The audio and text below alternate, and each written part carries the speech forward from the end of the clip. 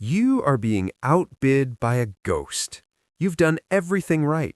You saved the pennies, you worked the overtime, and you finally walked into that open house with a pre-approval letter and a dream. But before you could even finish the tour, the house was gone. It didn't go to the nice couple with the dog. It didn't go to a family. It was bought in 3 seconds, all cash, by a supercomputer in a skyscraper you've never visited. While you were saving for a down payment, a firm like BlackRock was borrowing $1 billion at a 0% interest rate to buy your entire neighborhood. You aren't losing the American dream because you're lazy. You're losing it because the very roof over your head has been turned into a subscription service. This is the story of the great housing trap, how Wall Street decided to become your landlord, why the government is helping them do it, and why owning a home is being deleted from the human experience. To understand how we got here, we have to look at a crime scene from the 1960s. Back then, a house was a box you lived in. It cost about $15,000. The average guy made about $6,000. The math was simple. 3 years of work bought the box. Today, the box costs $500,000 and the guy makes $50,000. The math has changed from 3 years of work to an entire lifetime of debt. Here's the first twist. The house didn't actually get better. It's still just wood and nails.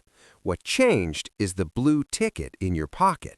Because the government printed trillions of these tickets to fund wars and bailouts, the tickets became weak. The house is a life raft in a sea of drowning currency. But while you're trying to climb onto the raft, Captain Cash is buying the entire ocean. We have to go back to 2008, the year the world broke. Millions of families were kicked out of their homes. The banks were left holding a giant pile of distressed houses. They were panicked. They needed a garbage man to clean up the mess. Enter the private equity firms. They realized that if they bought these houses at a massive discount, they could control the most important commodity on earth, survival. They didn't want to sell the houses back to you. They wanted to turn you into a permanent revenue stream. This leads to our second twist. You aren't competing with humans anymore. You are competing with an algorithm called Aladdin. This supercomputer scans every zip code on the planet. The millisecond a house is listed, the computer calculates the maximum rent it can extract from your paycheck. Before you can even call a realtor, an all-cash offer, 20% above asking price, has already been sent. You aren't too slow. You are literally fighting a god-tier AI for a place to sleep.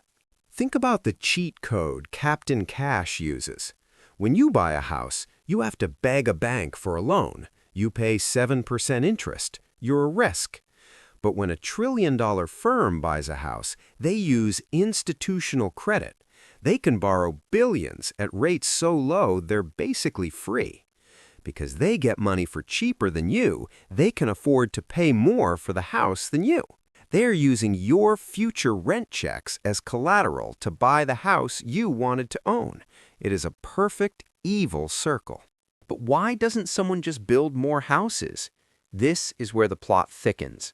The people who already own houses, the big kids on the playground, made a deal with the government. They created zoning laws. They made it illegal to build small, affordable homes. They say they're protecting the neighborhood character, but what they're really doing is protecting their investment. If more houses are built, the price goes down. And if the price goes down, the wealthy lose money. So they've turned the supply into a bottleneck. They've made newness a crime. Here is the third twist. You are no longer a tenant. You are a rent-backed security. Wall Street takes your monthly rent check, bundles it with 10,000 others, and sells it as a bond to investors in Dubai and Tokyo. You are a line item on a global spreadsheet. If you can't pay, the computer doesn't feel bad for you. It simply triggers an automated eviction to protect the bond rating. You aren't the customer anymore. The investor is the customer. You are the product being harvested. We are entering the era of Neo-Feudalism. In the Middle Ages, the lord owned the land and the serf worked it. The serf never hoped to own the dirt, he just hoped to survive the winter. Today, the subscription economy has finished eating your digital life and is now eating your physical life. You don't own your music, Spotify. You don't own your movies, Netflix. You don't own your software, Adobe. And now you won't own your shelter. Paying forever is the most profitable business model in human history. Here is the fourth twist. The housing shortage is a half-truth. In many cities, there are enough bedrooms for everyone, but those rooms aren't for you. They're ghost hotels. Technology made it so easy to turn a home into an Airbnb that the travel industry effectively cannibalized the housing industry. Your potential first home isn't empty, it's currently being rented for $300 a night to a tourist who's willing to pay more for a weekend than you can pay for a month. So what is the finale? It's called build-to-rent communities. These are entire suburbs designed from day one to never have a for sale sign. Corporate carks, corporate gyms, corporate rules. It's an all-inclusive ecosystem where every dollar you earn flows back to the same skyscraper. The ladder to the middle class hasn't just been pulled up, it's been turned into a treadmill.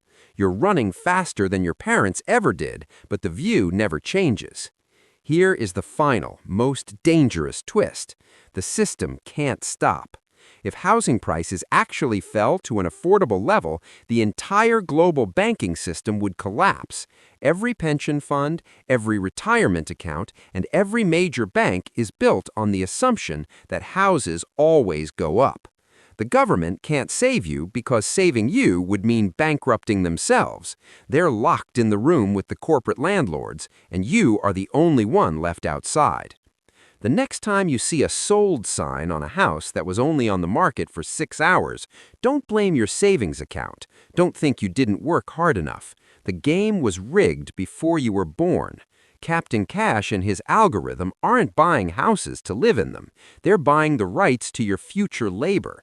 They're making sure that no matter how many blue tickets you earn, you will always be a guest on their planet. The petrodollar controlled the world's energy, but the housing trap, it controls your heartbeat.